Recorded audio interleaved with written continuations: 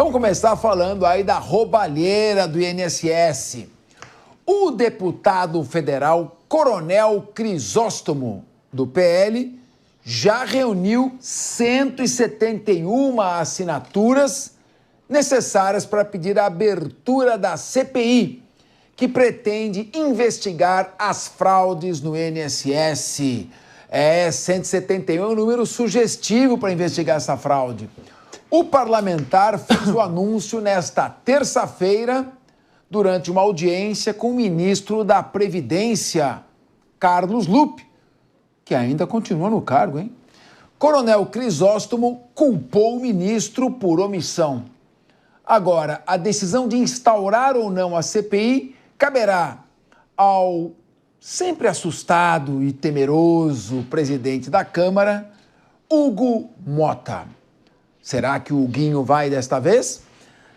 Até o momento, nenhuma comissão investigativa foi aberta desde que o Motinha assumiu a função em fevereiro deste ano. Muito bem. Meu querido Leandro Ferreira, vou começar com você, que é sempre uma honra estar aqui. O pessoal do Rio de Janeiro mandando mensagem que gostam muito de você lá na nossa grande audiência, naquele belo estado da Federação. Mas eu queria ouvir o seguinte, meu querido Leandro Ferreira, o presidente do INSS já caiu. O ministro da Previdência Social, em maio de 2023, Leandro, numa reunião do Conselho Nacional da Previdência Social, em maio de 23, ele foi alertado por uma conselheira de que havia irregularidades graves ocorrendo nos descontos dos aposentados e pensionistas. E ele disse, esse assunto não vai ser discutido porque não está em pauta. E não incluiu na pauta da reunião subsequente, nem da outra. O tempo foi passando e ele, mesmo cientificado, permitiu que 250 milhões de reais continuassem sendo desviados de pensionistas e aposentados, até que a Controladoria Geral da União, parabéns à CGU pelo belo trabalho, acabou levantando isso juntamente com a Polícia Federal. Na sua opinião, Carlos Lupe deveria permanecer no cargo quando o que ele fez, em tese, pode configurar uma prevaricação ou condescendência criminosa, se não fato mais grave? Boa tarde, Capês. Boa tarde à nossa audiência. É um prazer estar aqui. É um prazer estar aqui nesta quarta-feira com gostinho de sexta, né? Então a gente está sextando mais cedo aqui no Linha de Frente. E, claro, eu mando um abraço também para os meus companheiros, companheiras, amigos e amigas do Rio de Janeiro. Esse feriado, Zagarino, eu não sei se você vai para lá, mas vai ter Lady Gaga nas areias de Copacabana e certamente mais um grande evento que valoriza o nosso país. Muito bem, parabéns. E o estado do Rio.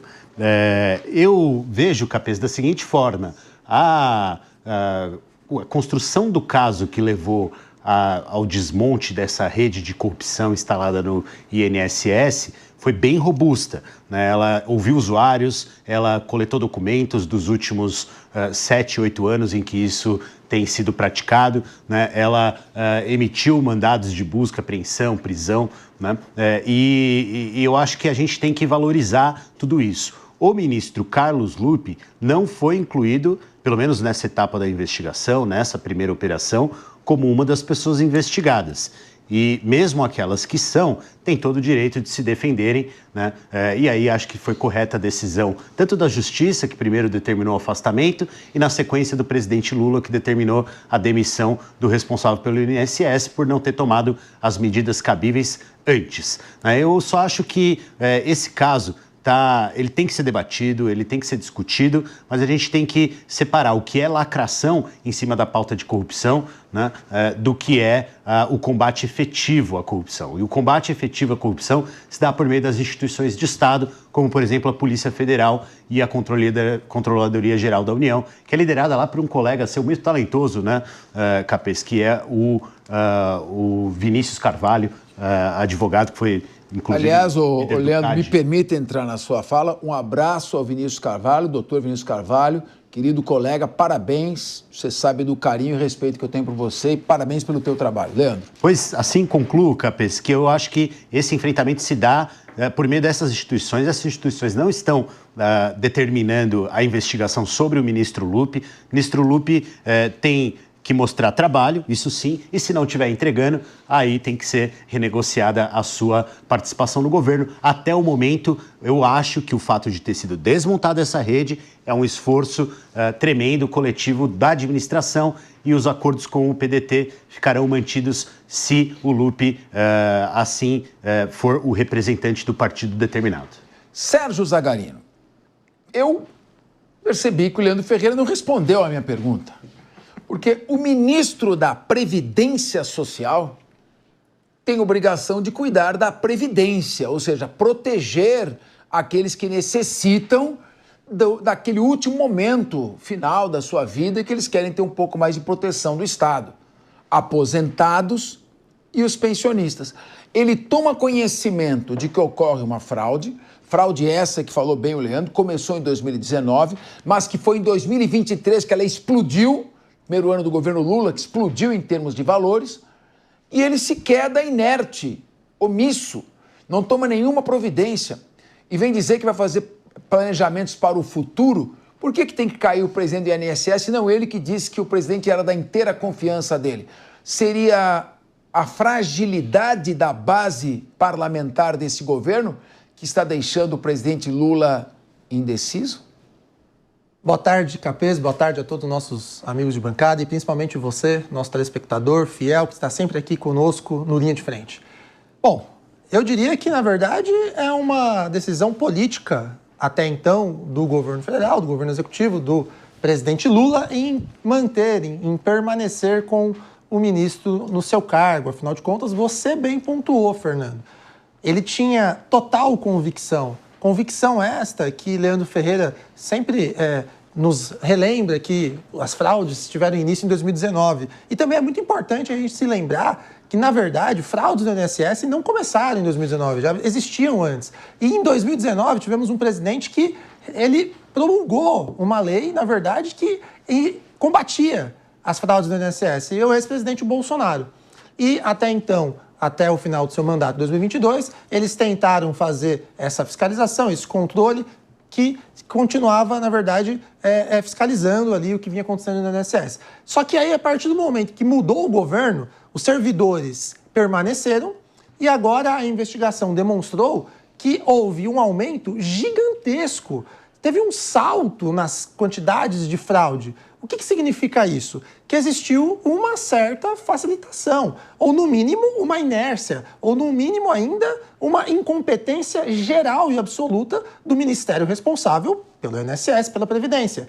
Este ministério hoje é capitaneado, é liderado pelo ministro Lupi. Então, não existe outra alternativa técnica e política senão o seu desligamento do cargo. Afinal de contas, o presidente já foi desligado.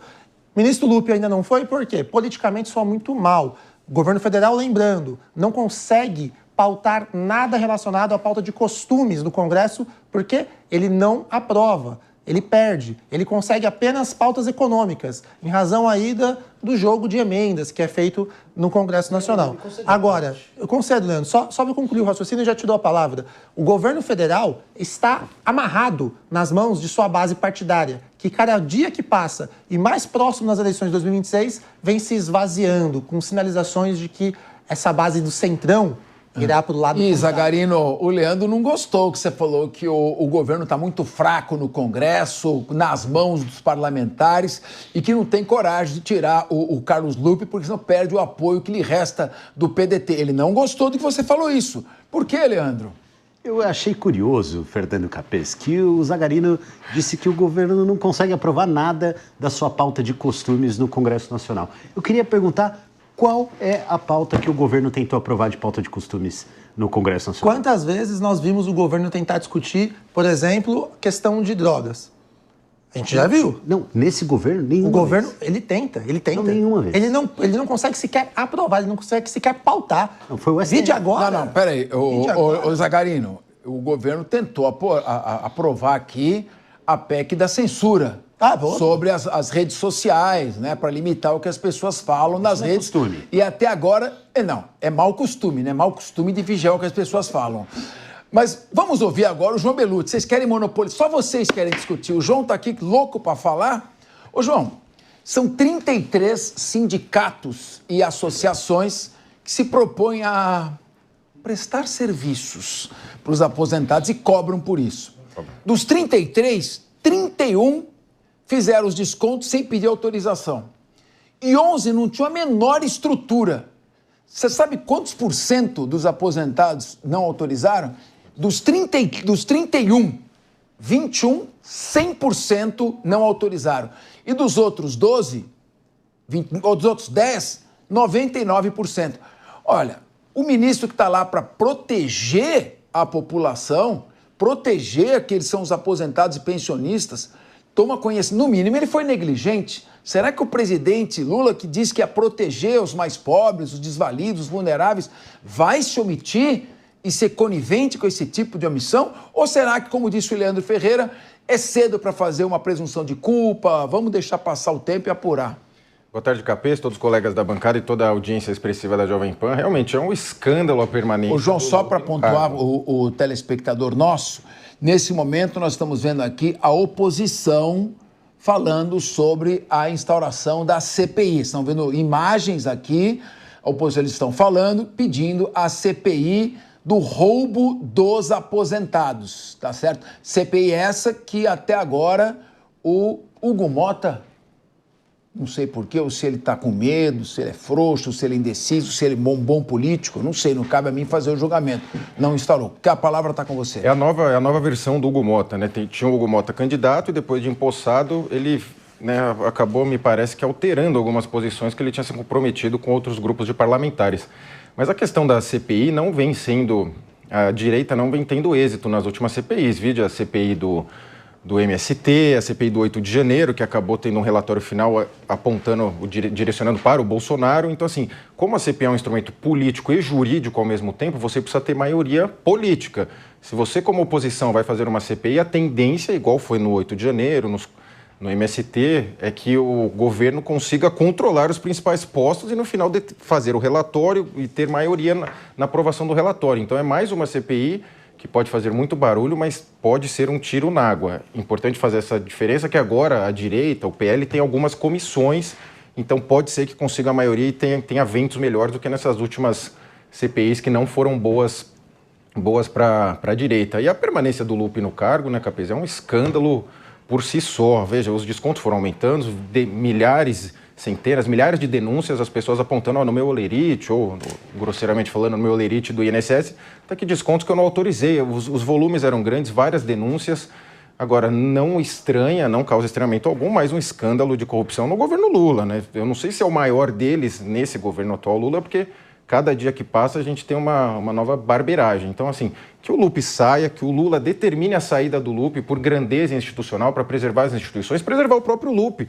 Ele vai ter que, não está indiciado oficialmente, mas se rolar a CPI, ele certamente será um dos inquiridos. Então, assim, que o Lupi saia do cargo e que a direita entenda que para fazer a CPI, como ela é mista, jurídico e política, você tem que ter a maioria política. E só para fechar, não me causou um grande estranhamento. Dessa vez, o pessoal que gosta tanto de ajuizar ações não ajuizou a ação pedindo saída do Carlos Lupi, esclarecimentos, nada disso. Só ajuizou uma ação querendo que o dinheiro fosse devolvido primeiro pelo governo e depois fosse atrás das associações, Capês. Pois é. O Rodolfo Marins, eu estou sentindo que o Leandro está se movimentando, se ele quiser ter a palavra aqui, democraticamente. Pode falar, não tem problema. Nós queremos debater mesmo. Posso acrescentar uma frase antes do Rodolfo? Por favor. Se eu fosse parlamentar pelo PT ou pelo PSOL, assinaria o pedido de CPI. Acho que tem que acontecer. Muito bem. Está aqui a palavra do nosso Leandro Ferreira, que, acima de tudo, é um excelente professor, um ótimo caráter. Mas, meu querido Rodolfo Marins, o ex-ministro das Comunicações, Juscelino Filho, foi denunciado por corrupção no recebimento de comissões por emenda parlamentar. E ele entregou o cargo. Será que a queda do Carlos Lupi seria mais um indício de que esses ministérios não estão indo tão bem assim? O governo, será que está perdido?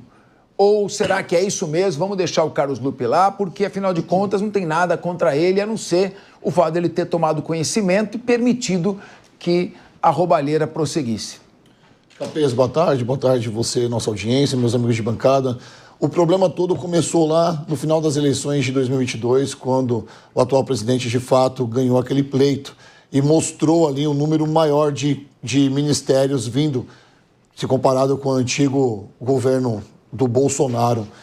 E nós vimos um tapa-buraco, na verdade. Ministros sendo colocados em suas pastas de acordo com aquilo que eles já fizeram lá atrás pelo atual presidente. Ou seja, vamos colocar as pessoas que nunca largaram a minha mão em algumas pastas. São 39 ministérios. E o que nós estamos vendo agora é só a ponta do iceberg de pessoas incompetentes que fazem parte dessas pastas.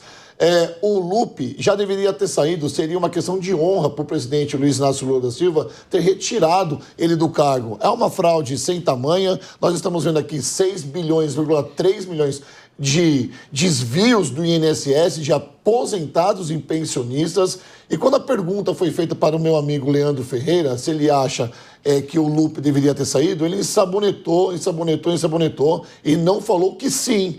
Ele ficou em cima do muro e tentou defender a pauta aqui, dizendo que não, temos que averiguar, vamos abrir uma CPI. Ele deveria ser, sim, exonerado do cargo, porque, sim, uma vez ficou claro que ele sabia do que estava acontecendo lá em 2023, ele faz parte disso agora, Capês. E olha só, uma fraude no INSS, uma investigada viajou 33 vezes e recebia pensão aí por mais de R$8 mil. O que foi investigado nessa senhora, a advogada Cecília Rodrigues de Mota, que presidiu duas entidades no Ceará, que são agora investigadas pelo desvio do INSS. Ela viajou 33 vezes no mesmo ano. Olha só que absurdo. Pessoas que desviam dinheiro de pessoas que precisam para fazer ali a sua vida, para ter ali o seu sustento, pegam esse dinheiro e começam a gastar com Lamborghini, Ferraris, viagens para a Europa. É um tapa na cara da sociedade. E o Lula deveria responder à sociedade, lembrando que a imagem dele já não é muito boa, segundo as pesquisas feitas nos últimos tempos. Ele deveria agora dar uma resposta para a sociedade, tirando o Lupe do cargo. Agora, Leandro, de acordo com a Controladoria Geral da União, abre aspas, mesmo diante dos claros indícios de fraude, do aumento inexplicado de associados fazendo contribuições, do grande volume de denúncias, o INSS não tomou medidas suficientes para combater os desvios e seguiu assinando acordos com associações e sindicatos que descontavam valores dos beneficiários. Então, o INSS é corresponsável. Agora eu pergunto, quem tem que indenizar e restituir os valores aos aposentados e pensionistas é o INSS, um órgão público com dinheiro público. Então, isso quer dizer que é o contribuinte quem vai arcar com a farra dessas associações, desses servidores corruptos? Como fica essa questão da reparação? Eu estou ouvindo que vai sobrar para o INSS, ou seja, quem vai pagar essa conta duas vezes é o contribuinte. Será? Olha, Capês, eu entendo que é uma prioridade ressarcir essas pessoas que foram lesadas nesse esquema. Essa etapa que você citou do relatório na sequência de credenciamento de entidades salafrárias que participavam desse esquema, diz respeito, e é por isso que a CGU fala o INSS e não as pessoas, né? Diz respeito ao período especialmente de 2020 a 2022, que é quando houve o maior número de credenciamento de organizações que participaram do esquema, né? Então, o INSS foi avisado por meio dos canais pertinentes, inclusive por meio do Ministério Público Federal, antes da gestão do presidente Lula e já na gestão do presidente Lula. Por isso que eu falo que é um problema entre instituições e não entre a figura do ministro Carlos Lupe, que tem sua história e precisa ser louvada e tem também o seu direito de presunção de inocência, especialmente porque nem citado está nessa operação, né? Mas eu acho que é uma prioridade e deve ser uma prioridade para o Brasil, para o país, para a nossa sociedade, ressarcir essas pessoas que foram lesadas, independentemente de quem vai arcar com esses custos do ponto de vista institucional. Claro que é importante recuperar recursos que foram desviados. Esses bens precisam ser leiloados, precisam ser confiscados, precisam ter o pagamento de multas por essas pessoas, mas isso certamente não vai ser suficiente. E eu entendo que o governo, seja por meio do INSS, seja por meio de crédito especial, seja por meio do orçamento próprio, vai precisar ressarcir essas pessoas. E eu entendo, Capês, que é bom para o país ressarcir essas pessoas. Tem muito pai, mãe, avô e avó, arrimo de família, que depende dessa aposentadoria do INSS, e nós não podemos deixar que uma instituição tão importante e que ficou mais difícil de acessar nos últimos anos, graças às reformas da Previdência draconianas que foram feitas, né, nos leve à situação de deixá-las lesadas. Bom, mas, Zagarino, eu acho que quem tinha que pagar o prejuízo são as associações que receberam os descontos. Ou seja, os membros do sindicato, os diretores, presidentes, vice-presidentes desses sindicatos, associações que acabaram, de alguma forma, e funcionários públicos que embolsaram esse valor. Agora, Zagarino, se o ministro da CGU, que é a Controladoria Geral da União, Vinícius Marques de Carvalho, que é muito competente, pessoa séria, diz que em 2024 a CGU recomendou a suspensão dos acordos do INSS com essas 31 associações de 33 que faziam descontos irregulares. Nessa quinta-feira, ele afirmou que não sabe se a informação chegou ao conhecimento do ministro da Previdência e diz: nós fizemos a recomendação. Se o ministro sabia, eu não tenho como dizer. Aí, questionado, o ministro Carlos Lupe confirmou que tinha conhecimento. Eu sabia que o INSS me informou que tinha recebido essa documentação. Agora o quê? Um ano depois, nós tomamos atitudes possíveis dentro do que o governo também tem suas demoras. A partir do mês que vem, ninguém vai ter desconto até tudo ser conferido e auditado. Se ele admite que tomou conhecimento no ano passado e diz que só agora vai tomar providências, há uma responsabilidade política que não deveria independer da responsabilidade administrativa? Queria a sua opinião. E levanta-se dúvidas também se não tem responsabilidade criminal. Afinal de contas, ele é o chefe da pasta, ele é a autoridade máxima de tudo que é relacionado ao INSS. E a partir do momento que ele toma ciência que existe uma recomendação para iniciar a suspensão imediata, pois há resquícios, há indícios, na verdade, de fraude, ele deveria assim ter feito. E de fato, não fez, e só foi feito agora porque foi deflagrada a operação da Polícia Federal, aliás, que realiza sempre um excelente trabalho. É sempre importante parabenizar a Polícia Federal, que ela é um órgão de Estado, independente do governo, que realiza trabalho de forma exemplar aqui no Brasil. Outro ponto que eu queria destacar... É o que a gente espera, né? É o que nós esperamos sempre da Polícia Federal. Não citou o Lupe nessa investigação. Mas aí o Leandro está certo. Eles ainda talvez não tenham os indícios necessários para poder fazer esse apontamento e colocar ele como investigado, que ainda ninguém está falando de réu, né? Mas o que eu queria destacar aqui é outro ponto. É exatamente o que está passando aqui na tela. A oposição está pressionando para fazer uma CPI. Mas vamos relembrar aqui, nos últimos 20, 30 anos, qual CPI que teve êxito em termos de pragmatismo, assim, de condenação no judiciário? A última que eu me recordo foi a CPI do Mensalão, que aí sim, em razão daquela investigação, por intermédio do Congresso, existiu um desdobramento na seara judicial. Tirando ela, todas as demais CPIs, elas têm mais um viés midiático, político, do que, de fato, uma efetividade. Então, será que essa CPI não vai ser mais uma só para a gente ficar aí nesse circo de que, olha, o governo é isso, o governo é aquilo? Nós deveríamos cobrar, evidentemente, a suspensão do desconto e o ressarcimento a todos os prejudicados, mas também que essas CPIs e que o Congresso ele consiga fazer um trabalho mais sério. Porque a gente está cansado de ver, abre CPI, o que acontece? Nada. Acho que a CPI ela teria aqui a função de acompanhar o trabalho da Polícia Federal, para saber se todos aqueles que têm que responder estão sendo responsabilizados.